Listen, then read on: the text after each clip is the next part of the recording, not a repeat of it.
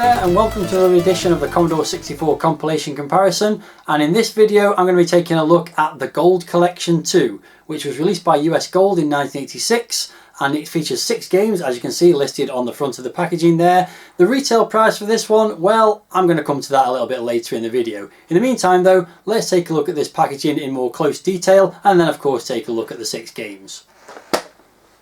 Okay, so let's take a close look at the packaging. As I just said, as you can see, it's got the Gold Collection 2 logo at the top, rainbow and some lightning in the background, and then the 6 games listed on the front, which are Kung Fu Master, Pole Position, Time Tunnel, Desert Fox, Asylum and Dragonskulle. And as you can see at the bottom there, that was the lineup for the Commodore 64. Obviously, I'm not going to be looking at the compilations for the Amstrad and Spectrum, which were also released. The one thing to note here is that Desert Fox isn't featured on all versions of this compilation. I have seen pictures of the front cover that have Super Zax on instead of that. I'm not sure if they're from different countries or what, but another thing to look at is just to look how big this packaging was, this clamshell packaging, compared to the first edition of the Gold Collection, which was released in a normal double cassette style box. The design of the packaging is identical really, but yeah, they decided to up the sort of quality level for the second edition and the third edition as it happens, which I also have. So there's the spine, it just says the Gold Collection 2 on it, and then on the back it's got the write-up of the 6 games included, which I'm not going to go over, but you can see it's pretty well done. There's quite a bit of detail there about the 6 games. And just to go inside, I don't have the instructions for this one, so I'm not going to dwell too much on the inside, but here is the 2 cassettes which feature 3 games on each. You can't really ask for much more than that, 2 cassettes in the package. Just to show you what the instructions look like, or would have looked like if I had them, here are the instructions for volume 3 of this collection, and as you can see they're pretty detailed, and that's been the standard for most of the US Gold compilations that I've looked at so far. Just one other thing to pick out, and I'll be getting onto more detail about this later, but I don't think this got a store retail release, and there's a couple of reasons for that. And the first of those is it doesn't have a barcode on, and you might think, well, it's 1986, maybe not many things did have a barcode on, but here's another compilation from US Gold from 1986. Shoot 'em ups master games, which I'll probably have a look at some point in the future, and as you can see that does have a barcode on it, so that makes me think this wasn't released at retail, and there is another reason for that which I'm going to go into right now. When I reviewed the original Gold Collection last year, a couple of people made comments suggesting that may have been a mail order only collection, as it had no reviews or advertising in the computer mags at the time. I couldn't find any solid evidence of that, but for this second edition I discovered this leaflet that was found in an issue of Computer and Video Games from late 1985, with the Home Computer Club offering the compilation for just 45p plus postage and packaging on cassette as an introductory offer for joining. The front of the leaflet shows the 3 different versions of the compilation for the Spectrum, C64 and Amstrad, and in the bottom right hand corner it says save £17.50 on the cassette version or £18 on disc on the recommended prices. You could get the disc version for just £1.95 as you can see above. So that suggests that there was a retail price put on this compilation of £17.95 on cassette, although I don't think it was ever actually released at retail, as I've already said. I suspect if you didn't buy the compilation through this introductory offer, it also would have been found in the Home Computer Club's bi-monthly programme magazine, and I suspect it would have been offered at a reduced price there, although not 45p. Just to take a quick look inside the leaflet, you can see it says 6 top titles from the famous US Gold catalogue, and it's got a list of the games for each of the 3 systems it was available for, along with screenshots and a write-up of each. This scanner found also retains the application form for joining the Home Computer Club, and there it says, should I decide to keep Gold Collection 2, I understand you will charge me the special offer price plus a total of 45p towards postage and packaging, so that means you could have got the cassette version of this compilation for just 90p. You do of course then have to make the commitment to agree to buy at least 1 item from each programme magazine that will be received approximately every 8 weeks during the membership, and you have to be a member for at least a year.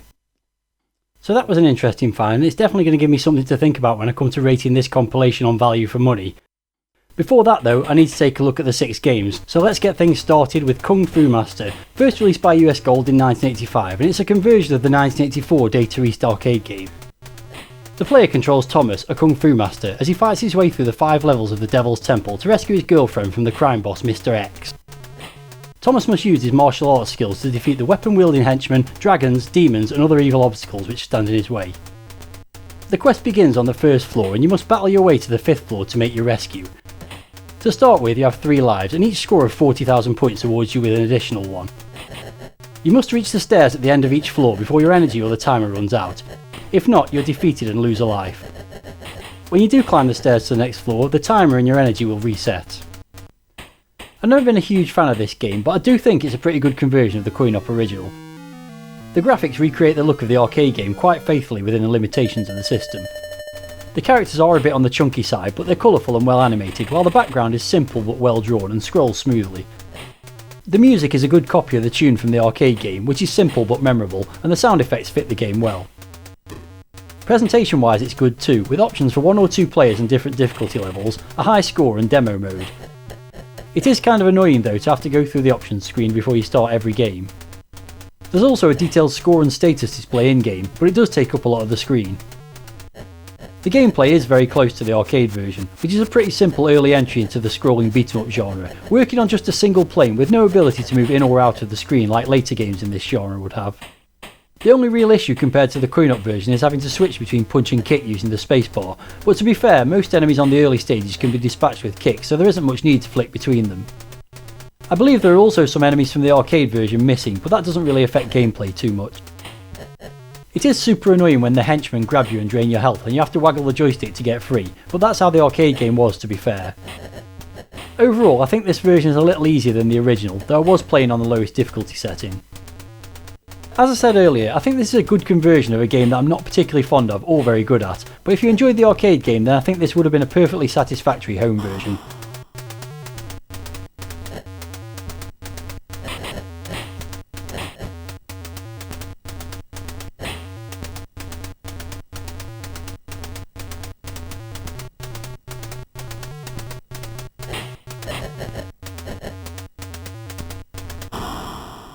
Up next we have another arcade conversion, Pole Position, originally released by US Gold in 1984 and based on the 1982 Namco coin-op. Here's your chance to prove you've got the skill to be a professional race car driver as you pit yourself against the clock and the world's top Formula 1 race cars. You must initially complete a qualifying lap and you have 90 seconds to do so, but must achieve a lap time of 73 seconds or better to qualify for the main race. There are 3 levels of difficulty in the real race. The Malibu Grand Prix is the easiest, with the fewest obstacles to steer clear of. The Namco Speedway is the intermediate course and the Atari Grand Prix is the most difficult one. If you hit another car, your car will explode, costing you precious time. No matter how many times you crash, you'll receive another car until your time runs out. Every lap you complete gives an extension on your remaining time. Every 5 metres travelled is worth 50 points, each car you pass is worth 50 points, and if you complete the final lap, each second left on the clock is worth 200 points. The game begins with a very gaudy bright yellow title screen, but there is a good set of options like different number of laps and a choice of competitions, which equate to difficulty levels. The graphics are okay. There's only so much you can do in a game like this and the cars are blocky, but the overall look is similar to the arcade. The attempt to create an illusion of speed is done using the typical red and white edges on the track, but it never really gives the impression that you're going 200 miles per hour or more. The sound effects are, as you'd expect, just basic engine and crash noises, but the tunes for starting and qualifying for a race are decent enough for the time. The controls are quite sluggish for the steering, but using the fire button for gear changes is fine. It doesn't feel like you're able to brake very easily though, and I found pushing back on the joystick didn't really seem to achieve this. I just slowed down by stopping pushing forward instead. Gameplay is quite limited, as you just have to complete the qualifying lap, and then race however many laps you chose on the menu. There's only one circuit, so no variety, and you don't see a view of it, so knowing when to slow down for corners is tough. It is relatively easy to avoid opposing cars once you learn to start turning a little before you need to. I found it amusing that you can qualify for the main race in pole position, but there are still cars ahead of you once you start the race. This is because you can get points for passing cars, and it takes absolutely ages to add them to your score at the end of the game. Pole position is reasonably playable, but soon gets boring and there's not really enough replayability. It's not a bad clone of the arcade game, but that hasn't really aged well either, and there are way better arcade-style Formula 1 games on the C64.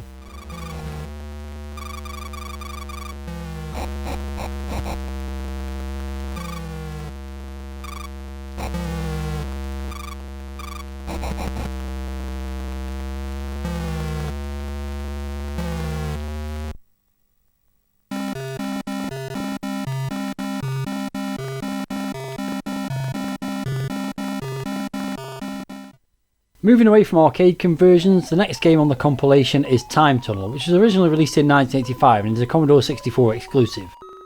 The adventure starts deep within the magical forests of central Scandinavia and near the mansion of an aged but powerful gnome king. As is the tradition in gnome society, whenever a king reaches his 350th birthday, procedures commence to choose a successor. Your character's recent accomplishments for a youth of 114 years makes you a prime contender for the throne, but the feats required to achieve your goal were not easy. 7 pages from an ancient gnome scripture have been scattered across the years of time by an evil cyclops. These pages describe the magical procedure required to free many of your kind who have been trapped by spirits within the gnome forest. To earn your right to the throne, you must undertake perilous voyages back and forth in time to locate, acquire and return these pages to the forest. Deciphering the scripture's message will allow you to perform the special magic required to free your fellow gnomes and become the Gnome King. In the current King's Mansion is a time machine, but when the game starts a part is missing, so you need to search for it and repair the machine before you can travel and search time. In each time zone, puzzles need solving by picking up objects and placing them in the correct locations, which sometimes means travelling with them through time to another period. You can only carry one piece at a time, but do have access to a magic closet that can store up to 8 items, accessible at any time by holding down the fire button for a few seconds. You also have the ability to fire laser beams, which seems a little bit strange for a gnome. There's an impressive number of screens fit into a single load in this adventure game, and the ability to move between time periods with items to solve puzzles is a great idea. The graphics are quite crude, with a limited number of moving sprites and an ugly main character. There are lots of locations, but they're generally simply drawn or use weird colour combinations. Each time period features a different background tune, but they're short and soon get repetitive, and there are some odd choices too, such as the Bonnie Banks of Loch Lomond in the Stone Age period. There are also some very simple spot effects, but overall both the sound and graphics are underwhelming. The puzzles are very cryptic right from the start, and would involve a lot of trial and error without a walkthrough, which is exactly what I used to make any progress. It's hard to work out what many of the items are, as they're not very well drawn. A text description of them would have been very helpful. Furthermore, just picking up objects can be tricky, as the game seems very sensitive to presses of the fire button, so you often drop them again. Using the secret room as an inventory for items is a neat idea, but it's also annoying as you have to pick up an item and keep the button held down to access the room, or you just drop it again. It would have been better to use a key on the keyboard to go in and out of the room instead. Also, the room appears to have a big door or window in it, but it serves no purpose. That didn't stop me trying to go through it multiple times though. Moving around locations can be frustrating, as many doors only go one way, and sometimes leaving a screen in one time period will teleport you back to the mansion unexpectedly. That's also the case when some enemies hit you, which is again annoying. You can't seem to die, so could play indefinitely, making this similar to the many LucasArts games released later. In fact, I do wonder if this game might have influenced the classic Day of the Tentacle, with both having time travel elements. Unfortunately, the difficulty of solving puzzles and the frustrating controls and navigation of rooms mean Time Tunnel doesn't have any lasting appeal to me. It's certainly ambitious for the time and could potentially have been a great adventure game with just a few design changes.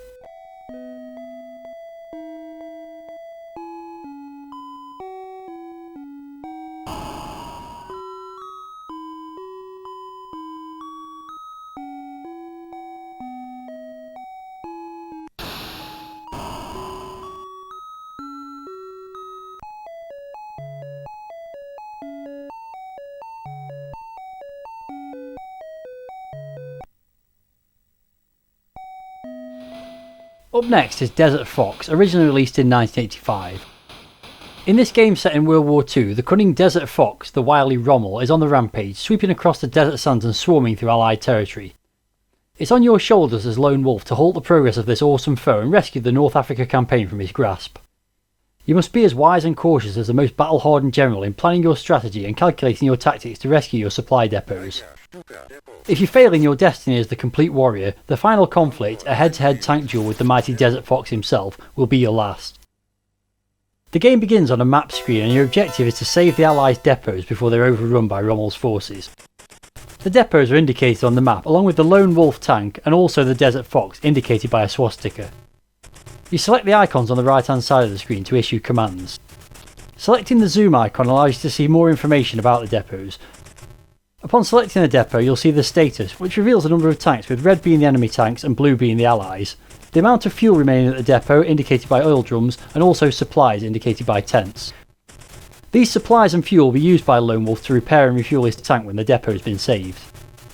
The number in the lower right hand corner of the status box indicates the hours remaining before the depot will fall to the enemy. If it does, it's an instant game over. Above the zoom icon is the airstrike.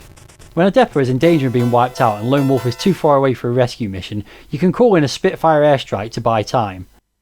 It takes time for your airstrike to reach its destination, so you shouldn't do this too late, and Lone Wolf only has one airstrike per game. Lone Wolf's heading is determined by selecting the radio icon. When the icon turns green, push the joystick left or right to move the radio beacon. Pressing fire will then activate a radio device that intercepts Rommel's orders. The player will hear words indicating what kind of enemies lie in that direction. Through careful selection of the radio beacon heading, Lone Wolf can thread his way through enemy forces to rescue his besieged depots. Static indicates there are no enemy forces in the immediate area. Selecting the move icon will cause the tank to move in the direction that the radio beacon is pointing. As you travel to secure a depot, you'll be pulled into one of 5 combat scenarios. In the convoy encounter, you must protect the allied convoy by shooting down enemy Stukas using left and right on the joystick to fire the equivalent machine gun. You score 100 points for blasting each of the red Stukas, but you must be careful because the enemy aircraft are being hotly pursued by allied Spitfires, which are green. For each of these shot down, you lose 300 points. The convoy will be saved if the player's score is high enough at the end of the encounter. In the Tiger tank scenario, you must destroy enemy Tiger tanks en route to the depot. The radar pinpoints the location of the tanks, and Lone Wolf must destroy 5 in order to score 5,000 points and advance to the next challenge. In the minefield, your objective is to successfully steer through a lethal minefield in as short a time as possible while sustaining minimum damage. On hitting a mine, the tank will become stuck in the sand and sustain some damage. Push left and right on the joystick to get slalom action between and over mines, push forward to speed up when the tank gets bogged down in sand, and pull back on the joystick to slow down. You can also press the fire button to blow up mines directly in front of the cannon. In this stage you must ensure that the blue compass heading is kept in the centre to maintain the most direct route. In the ambush scenario, the objective is to get through the canyon ambush with as little damage as possible. You can push the joystick in any direction to line up sights on enemy mortars, and hold the fire button down to spray machine gun fire at them. In a final type of encounter, you must shoot down enemy Stuka dive bombers before they destroy you. The radar functions in the same way as it did in the Tiger sequence, and again Lone Wolf must destroy 5 Stukas in order to complete the section. Each campaign lasts at least 24 hours, which means there are day, dusk, night and dawn sequences, and certain encounters are more difficult when the sun's gone down. Well, now I know why there's a version of this compilation with Super Zaxxon replacing this game. That'll be for the German market, which was and still is understandably sensitive about any media that references the Nazi regime. First impressions of Desert Fox are not great, as you're presented with a bland grey menu screen. It does offer a good range of options though, including the ability to practice all the different minigames and a choice of 5 campaign difficulty levels. Initially this seems like it's going to be a complex simulation, but once you get used to the map section and the different options that offers, the gameplay is pretty straightforward and all the combat sequences are arcade style with simple controls. When you play the different combat scenarios, you're treated to excellent 3D style graphics, smooth scrolling, and varied stages where the vehicles and backdrops all look the part. The sound effects are simple, and the rendition of Rule Britannia that plays when you save a depot is terrible, but the synthesised speech is a nice touch and is used effectively to warn you what lies in wait when you use the radio scan. The Tiger Tank and Stuka stages are pretty similar, with the same background and objective. You just have to watch the radar and try and get hits on the enemies before they hit you. The planes are quite easy to dispose of, and while the tanks take a bit more effort, you can shoot their shells, which gives you a fair chance against them too. The minefield stages tend to be the hardest, as it's difficult to move at speed and avoid damage. You can roll over the mines if they're in between your tank tracks, but you have to remember to start moving again quickly after hitting a mine, otherwise you get stuck in the sand. The canyon based ambush stage looks great and is pretty easy, as you can just pepper the sides of the canyon with bullets to get rid of the mortar emplacement. I found the convoy stage to be the most frantic, but also the most fun. It's reminiscent of the skeet shooting event in Hypersports, as you use the left and right guns to blast the enemy planes, but you need really fast reactions to reach the target score. I faced Rommel a couple of times during my playthroughs, but never managed to destroy his tank. It's very hard to hit, and unlike the Tiger Tank stages, you can't seem to shoot his shells. Luckily, it's pretty easy to avoid him on the map screen. Whether you win or lose a campaign, you get a score in the game, but it's never seen after the game ends, as you have to hit restore to go back to the menu, so that's a negative point on the presentation side. The game is kind of reminiscent of Beachhead with its variety of stages to play through, but is more varied as you can choose how to play from the map screen. You can go straight for the depots to get more resources, with the risk of sustaining more damage from the combat engagements, or you can use the radio to plot a more strategic, safer path to each depot, but then run the risk of running out of time. Overall, it's a really visually impressive, imaginative and action-packed game for 1985. It may get a little repetitive the more you play, but there's plenty of challenge, and the fact it's all packed into a single load is impressive too. I enjoyed this one way more than I was expecting to.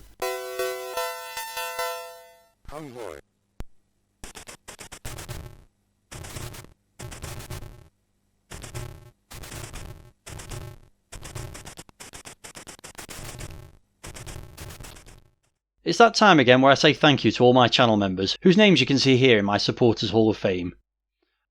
If you're enjoying this video and would like to join these fine folks and support my efforts, why not become a member yourself? For a monthly fee starting from just 99p, you can get access to the special membership perks shown on screen, and more besides. If you're interested, then please click on the join button below this video for more information.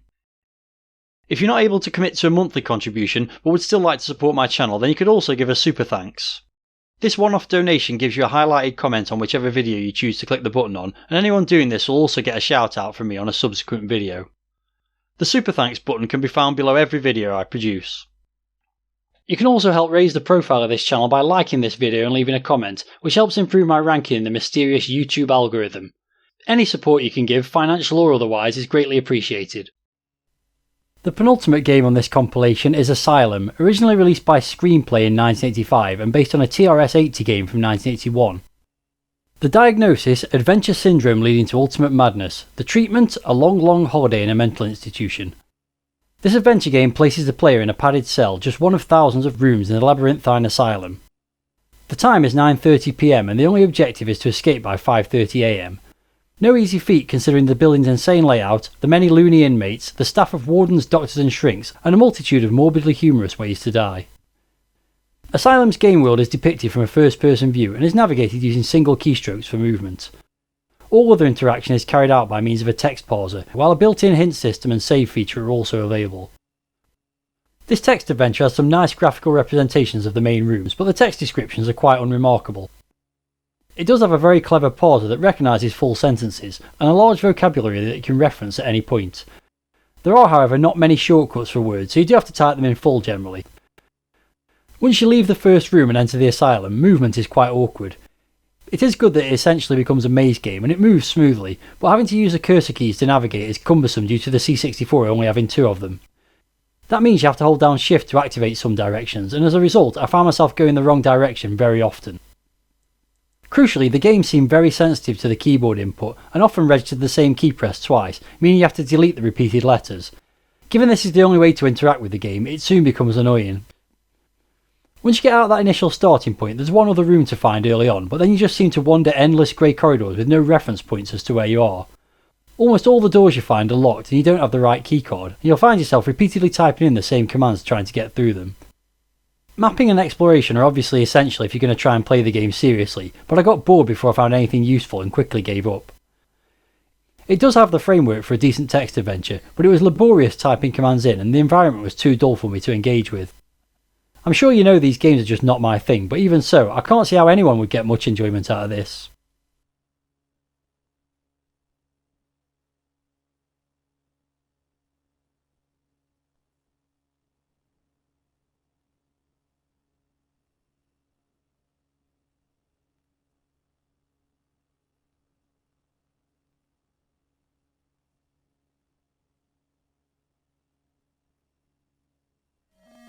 The final game on this compilation is Dragonskulle, which was originally released in 1986 by Ultimate Play the Game, so it was probably only a few months old when it appeared on this compilation.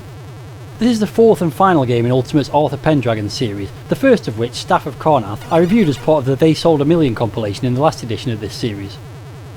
In this game, Sir Arthur arrives after a long and arduous journey on the Isle of Dragonskulle, so named because of a dominant gigantic skull carved from the island's mountain face. His quest is to destroy the evil Skull of Souls and its equally evil minions, which include fire-breathing dragons, skull bats and the menacing guardians of the abyss. Sir Arthur must find the magical energy cloak which offers protection against the terrible creatures summoned by the skull to do its bidding and consume Arthur's very soul. The cloak allows him to become invulnerable to most hazards encountered in the game, but for a limited time only. Once used, it will need energy replenishment before it can be used again. Pendragon can be fully controlled using the joystick, and pressing the fire button will cause the action indicated by the icon at the top of the screen to be initiated. The shovel, once found, allows Sir Arthur to attempt to dig a hole at his current position. The energy cloak must also be found and is used as previously described. The pause icon allows the game to be frozen at any time. The magical orb allows Sir Arthur to throw a projectile in the direction he's facing. However, you can't throw an orb when you're using the energy cloak. And the final icon allows Sir Arthur to jump either straight into the air or in the direction you're pushing the joystick. You can change the action indicated by the hand by pressing any key on the keyboard.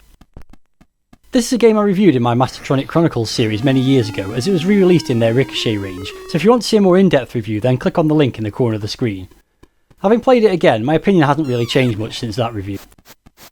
I know a lot of people aren't fans of the chunky graphical style of these Arthur Pendragon games, but I quite like them.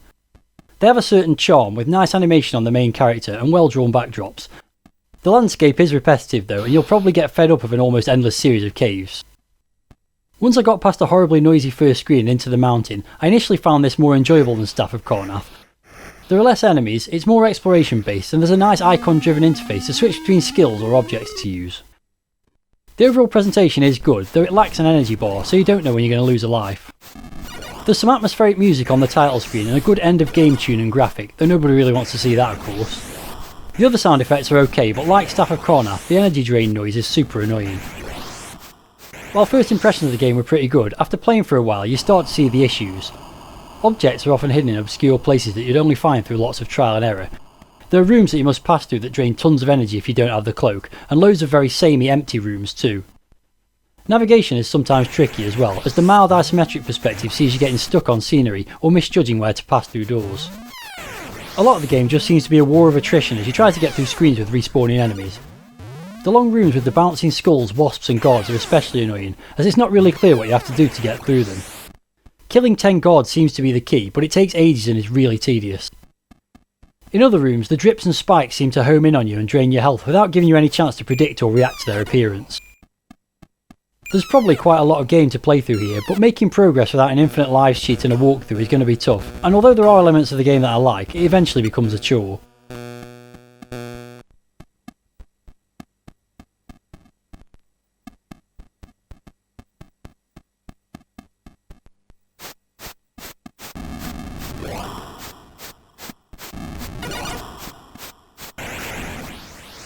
That completes my detailed look at the 6 games in the Gold Collection 2.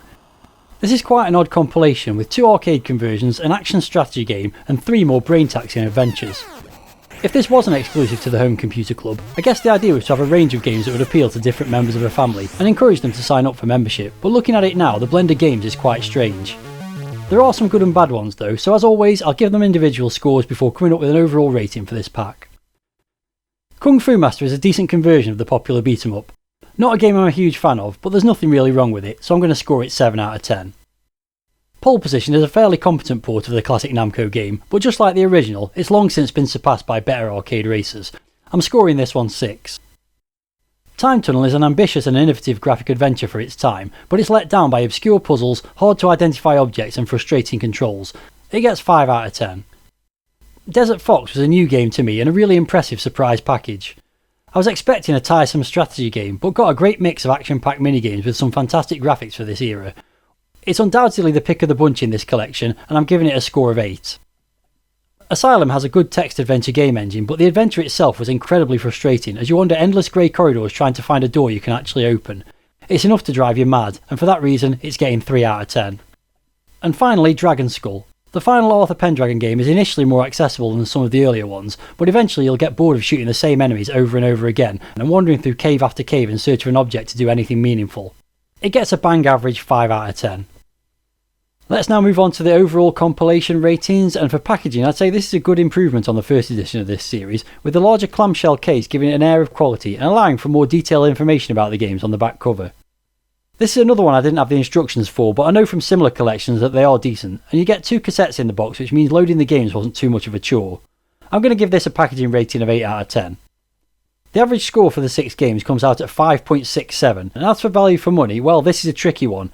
If you paid 90p for that introductory offer with the Home Computer Club, then obviously it's a 10 out of 10, but if you go by the suggested RRP of $17.95, then that's way too much for this selection of games. Instead, I'm going to rate it based on what I expect it would have cost if it had been sold in the shops, which is around a tenner. 6 games for under £2 each sounds great, and at least half of them are worth playing, even if the adventure games are all frustrating. So I'm going to go for a score of 7 out of 10 for value for money, and that means that the overall rating for this compilation comes out at 64%. Given the assumption that this compilation was never released in the shops, it should come as no surprise that there were no magazine reviews for this one, so let's move straight on to the league tables, and firstly looking at the full price compilation rankings, you can see that the Gold Collection 2 has just sneaked in near the bottom in 11th place with its 64%. That's the same score as 6 Computer Hits from Bo Jolly, but that compilation only cost £6.95 for 6 games, so I think it's fair to keep that above the Gold Collection 2. You can also see that I've rated it 4% lower than the original Gold Collection compilation. There's probably not much between them really, but the first edition did feature more arcade conversions, and they are more my style of game than adventures. Moving on to the combined rankings, bringing budget games into the equation, although the Gold Collection 2 did get 64%, it still doesn't make this league table, because 4 Great Games Volume 2, which has the same score at the bottom of the league, is in my opinion a better value offering than the Gold Collection 2. So that brings another Commodore 64 compilation review to an end, and once again we saw another compilation that ended up with a score in the mid-60s. There's been a lot of those now, as you can see from this league table. It really is now proving quite difficult to find compilations that will trouble the likes of the hits We Are the Champions and the Magnificent Seven at the top of this table. All that remains in this video is for me to ask you, what did you think of the Gold Collection 2 if you had it back in the day? Did you buy it from the Home Computer Club for that introductory 90p offer? Let me know in the video comments what you thought of the 6 games on this compilation, and the whole package. If you enjoyed this video, then please give it a like and share it with your friends. Coming up next in this series is going to be a Members' Choice compilation. That'll be along sometime next month. In the meantime, there'll be plenty of retro gaming content on this channel, so stay tuned for that. Thanks very much for watching this video, and until the next time, see ya!